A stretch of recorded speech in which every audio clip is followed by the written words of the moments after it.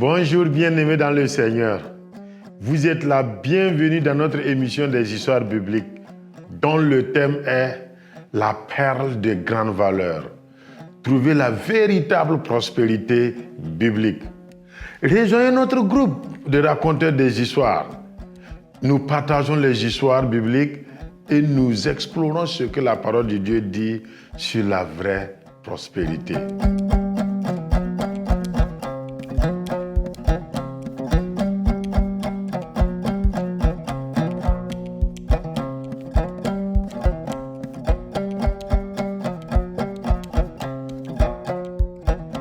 Chers amis, bonjour. Bonjour. Merci d'être venus pour qu'on continue notre discussion sur les histoires de la parole de Dieu. Moi, je m'appelle Ayewa Esodina, je suis au Togo. Je vais vous raconter une histoire dont voici le titre. La capture du coffre spécial. Comme Dieu l'a promis, il amène son peuple, les descendants d'Abraham, dans le pays qu'il avait promis à leurs ancêtres. Dieu partage le pays entre toutes les tribus. Mais toutes les tribus n'obéissent pas pour se lever et prendre possession de tout le pays. Au contraire, ils s'entendent avec leurs ennemis. Ils se marient entre eux et ils commencent par adorer leur Dieu afin d'obtenir leur bénédiction. En ce temps-là, c'étaient les juges qui étaient chefs en Israël. Le peuple ne suivait pas toujours Dieu. Ils ont aussi laissé l'accord sacré. Les fils du grand prêtre, qui sont eux-mêmes des prêtres, sont des hommes méchants. Ils ne craignent ni Dieu, ni leur père. Au contraire, ils prenaient pour eux-mêmes la grande partie des sacrifices qu'on apportait à Dieu. En ce temps-là, les Israélites avaient un grand ennemi qu'on appelle les Philistins. Un jour, les Philistins attaquent les Israélites et ils leur tuent 4000 soldats. Les chefs du peuple se demandent pourquoi Dieu a-t-il permis cela? Mais au lieu de crier et de chercher Dieu, ils réagissent comme ceux qui adorent les idoles. Ils disent, peut-être si nous amenons avec nous le coffre spécial qui représente la présence même de Dieu avec nous sur le champ de bataille, nous vaincrons. Et au moment où le coffre spécial arrive dans le camp militaire d'Israël, les soldats sont contents, ils acclament et ils disent, nous allons gagner. Quand les Philistins les entendent, ils ont très peur. Ils disent, leurs dieux sont venus. Ce sont des dieux très puissants. Ce sont ces dieux-là qui ont délivré les Israélites dans le pays d'Égypte et qui ont causé tous ces fléaux. Mais ils s'encouragent entre eux en disant, soyons forts. Et ce jour-là, ils combattent Israël avec force. Et ils tuent à Israël 30 000 soldats. Donc, les jeunes prêtres irrespectueux sont tués sur le champ de bataille. Leur père avait envoyé le coffre spécial de Dieu sur le champ de bataille sans demander la permission à Dieu. Et les Philistins capturent le coffre spécial. Un messager revient en ville et il rend compte du massacre au vieux prêtre. Il lui raconte la mort de ses fils ainsi que la capture du coffre spécial. Au moment où le vieux prêtre entend cela, il tombe et il meurt. Les Philistins prennent le coffre spécial de Dieu et le font rentrer dans le temple de leur Dieu. Et ils le placent juste à côté de la statue de leur Dieu. Le lendemain, quand ils reviennent, ils trouvent que leur idole est tombée face contre terre, devant le coffre spécial de Dieu. Ils relèvent la statue et la remettent à sa place. Mais quand ils reviennent encore le lendemain, la statue de leur Dieu est tombée face contre terre devant le coffre spécial. Cette fois-ci, la tête et les mains sont cassées. Dieu punit les habitants de la ville où se trouve le coffre spécial par une maladie. Il leur envoie des boutons comme des abcès. Le peuple souffre. Ils crient, ils disent, Nous ne voulons plus du coffre spécial du Dieu d'Israël. Il est contre nous. Il va nous détruire tous avec notre Dieu. Alors, il renvoie le coffre spécial dans une autre ville des Philistins. Dieu frappe les habitants de cette ville avec la même maladie. Ceux-ci, à leur tour, renvoient le coffre spécial dans une autre ville des Philistins. Les habitants de cette ville refusent de recevoir le coffre spécial. Mais Dieu les frappe avec la même maladie.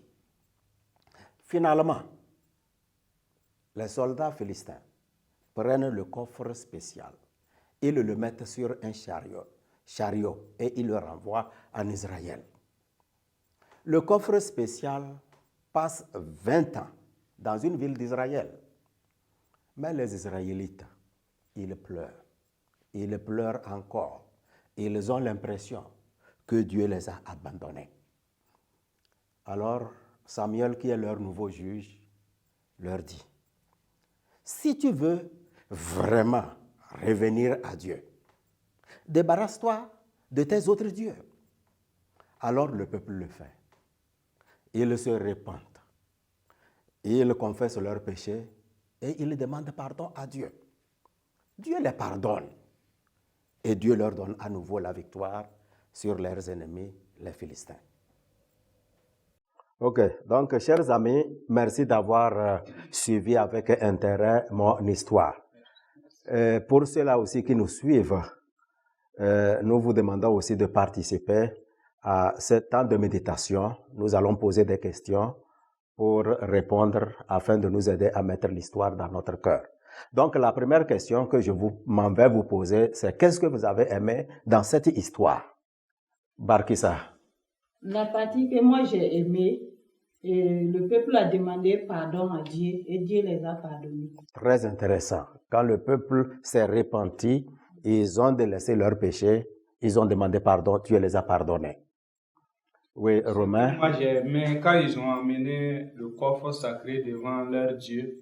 Et leur Dieu n'a pas pu contenir la présence du coffre sacré. Très intéressant. Donc, quand ils ont pris le coffre spécial pour le mettre dans le temple de leur Dieu, leur idole même a commencé par adorer le coffre spécial. Papa. J'ai aimé l'attitude de Samuel et en même temps aussi, j'ai aimé le fait que le peuple a pris en compte ce que Samuel leur a dit. Très intéressant. Revenez à Dieu et il vous pardonnera. Très bien. Donc, il a eu le courage de leur parler. Eux aussi, ils ont obéi et voilà, leur relation avec leur Dieu a été réconciliée. Merci beaucoup, papa. Donc, je le rappelle, vous qui êtes en train de nous suivre, vous pouvez aussi participer en répondant aussi aux questions. Oui, les autres amis. Bon, moi j'ai aimé du fait que le peuple, chaque fois, est prêt pour aller combattre l'ennemi. Même s'ils n'ont pas passé par la bonne manière, au moins on voit le peuple qui est apte à affronter l'ennemi. Et ça, c'est déjà bon. Merci beaucoup. Sœur Pélagie. Ce que moi j'ai aimé, c'est la partie dont le peuple a su que il y a quelque chose qui les manquait. Voilà pourquoi ils avaient la défaite et ils ont fait venir le coffre sacré. Très bien. Aussi dans l'histoire, moi j'ai aimé le fait que Dieu tient ses promesses. Depuis très longtemps, il a promis que non, il va donner un pays à son peuple. Et le temps a passé, mais finalement, c'est Dieu qui conduit son peuple et il distribue le pays. Très intéressant. Donc, merci beaucoup. Je m'en vais vous poser la deuxième question. Qu'est-ce que vous n'avez pas aimé dans cette histoire?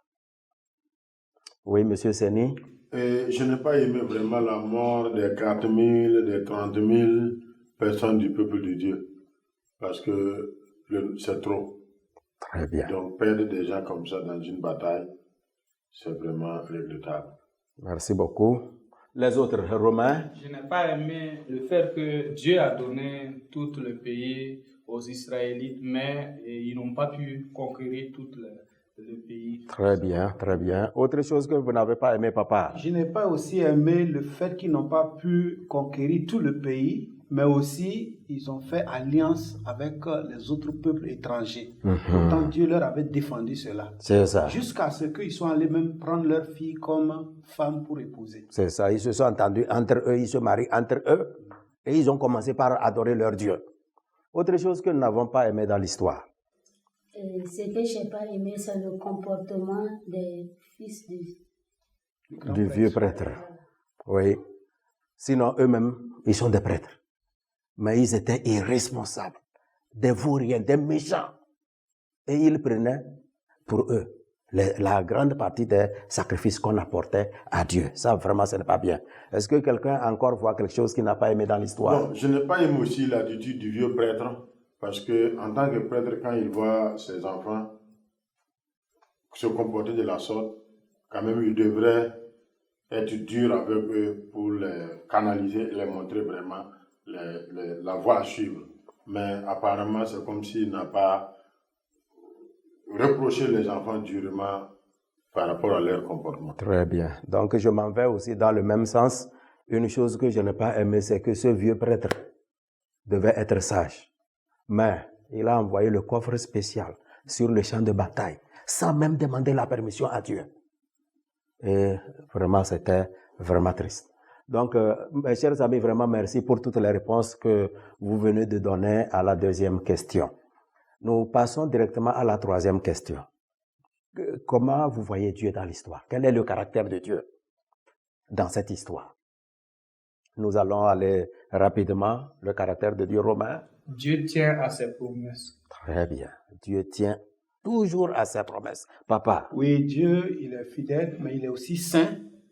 Voilà qu'il ne tolère pas le péché. Quand le peuple l'a abandonné, lui aussi les a laissés en compte. Dieu, il est fidèle, il est saint. Autre chose sur le caractère de Dieu. Bon, oui. Je vois que Dieu est dur. Permettre la mort de 34 000 personnes tout en attendant que le peuple revienne à la raison, ça veut dire que si le peuple n'était pas revenu à la raison, le nombre de morts allait continuer et finalement le peuple va finir. Donc je pense qu'il y avait une possibilité quand même de les interpeller pour limiter un peu ce nombre de morts-là. Donc je vois Dieu très dur. Oui, mais Dieu est vraiment dur. Là où il y a le péché, Dieu agit toujours durement. Il ne joue pas, il ne tolère pas. Autre chose sur le caractère de Dieu. Oui, Barkissa. Dieu, c'est un Dieu de miracles. Il fait des miracles. Et ma soeur? Je suis en train de chercher le mot. Oui. Et je ne sais pas si c'est sa puissance ou sa souveraineté. Quand on a placé à côté de la statue, il a fallu que la statue même tombe pour reconnaître ce que ce Dieu-là est. C'est ça. Donc réellement, ce que tu as dit, il y a le mélange de tout. Sa puissance est là, sa souveraineté est là, il s'impose partout, même dans les temples des idoles. Merci beaucoup. Donc, chers amis, vous qui nous suivez de vos maisons, nous vous invitons aussi à participer à cette émission, à répondre aussi aux questions que nous sommes en train de poser. Nous allons à la quatrième question. Maintenant, quel est le caractère de l'homme? Comment vous voyez l'homme dans cette histoire? Oui, Barkissa. L'homme est ingrat. Ah, l'homme est vraiment ingrat. L'homme est ingrat. Dieu fait tout. Il montre sa fidélité. Il vous prend, esclave que vous êtes. Il vous amène dans un pays. Mais ils ont payé Dieu en monnaie de singe. Ce qui n'est pas intéressant. Papa. Oui, l'homme est incrédule de nature. Ils ont reçu tous les commandements, les lois de Dieu, mais malgré tout ça, ils n'ont pas obéi. Oui, incrédule. Autre chose sur l'homme. Bon, oui, je monsieur vois aussi Séné. que l'homme, quand il est excité, il n'attend plus de suivre la voie. Quand le peuple a eu la défaite, quand ils sont revenus, ils n'ont même pas pris du temps pour parler à Dieu, pour voir vraiment leur faiblesse était où. Rapidement, ils ont pris le coffre, repartir. Parce qu'ils pensaient que c'est dans ça qu'ils vont gagner la victoire. Donc, ça aussi, c'est un défaut vraiment de ce peuple-là. Autre chose, oui, Sœur Pélagie. L'homme est faible, comme il vient de le dire. L'homme aussi est mortel. On a vu beaucoup la mort. Oui, Monsieur Romain. L'homme est prêt pour le pardon. Ok, merci beaucoup. Donc, merci beaucoup pour toutes les réponses que vous avez apporter pour nous enrichir. Ça nous permet de mettre l'histoire dans notre cœur. Maintenant, nous posons la question la plus importante dans la série. Quelle leçon vous tirez de cette histoire? Donc, je voudrais que la leçon soit vraiment personnelle. Parce que vous avez écouté cette histoire. Comment vous êtes prêts à vivre différemment pour Dieu? Oui, M. Séni. Bon, la leçon que je tire dans cette histoire, c'est de ne pas vraiment jouer avec le péché. Sinon, je peux payer au prix de ma vie. En tout cas, très intéressant, très belle leçon. Et les autres? Oui, Sœur Barkissa. Je dois toujours me soumettre devant Dieu. C'est ça. Et lui demander pardon. Oui. En tout cas, la meilleure façon de vivre, d'être en paix avec Dieu, c'est de revenir à lui, de se soumettre lorsque nous avons mal fait. Autre leçon? Oui, M. Romain. Obéir à Dieu. Obéir à Dieu. Quand on s'engage à obéir à Dieu, on est libéré. La leçon que je tire, je vais voir l'exemple de Samuel, vivre comme Samuel, toujours attirer l'attention des gens vers Dieu. Dès que je constate que le peuple ou les hommes sont en train d'aller de côté, je voudrais vraiment tirer leur attention vers Dieu. Oui, moi aussi j'ai tiré une leçon. Je suis pasteur et en voyant la vie du vieux prêtre, je crois que j'ai le même problème que ce vieux prêtre-là par rapport à l'éducation des enfants, de mes propres enfants. Donc j'essaierai de vraiment les redresser, de les orienter sur la bonne voie qu'ils doivent suivre pour que le sort que le vieux prêtre a connu là, je ne le connaisse pas. En tout cas, c'est la leçon que je tire pour moi. Donc, moi, la leçon que je tire, c'est de veiller aux préceptes de Dieu. Parce que nous avons vu les prêtres, ils étaient consacrés pour servir Dieu dans le temple et nous avons vu qu'ils ont violé beaucoup de lois, si je peux le dire. Là, c'est que le prêtre et ses enfants faisaient. Oui. Donc, ils n'ont pas su marcher selon les directives que Dieu leur a données. Merci beaucoup. Donc, je veillerai aux directives de Dieu. Merci beaucoup. Merci beaucoup. Donc, très intéressant. Donc, nous sommes en train d'évoluer. Je voudrais vous poser une autre question. Qu'est-ce qu'il faut faire pour ne pas oublier cette histoire? Je dois raconter l'histoire. Très bien, très intéressant. Est-ce que quelqu'un d'autre a une autre réponse? Je pense que la réponse qu'il a donnée est bien juste.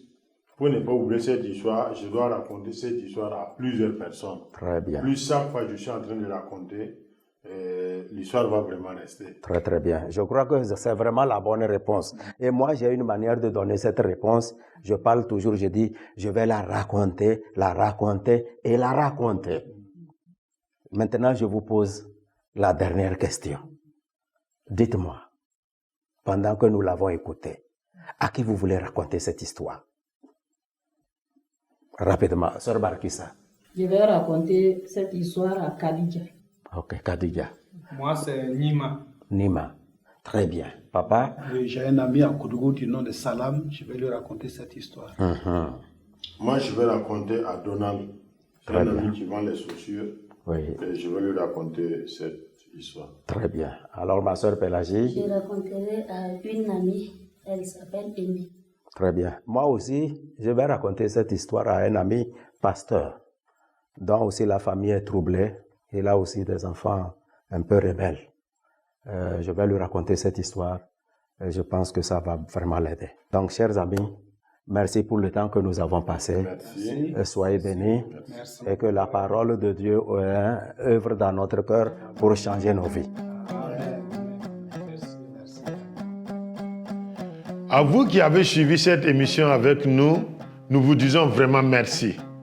Merci d'avoir participé à cette émission aujourd'hui, dont le thème était « La perle de grande valeur, trouver la véritable prospérité biblique ». Quelle vérité Dieu vous a révélée à travers cette histoire?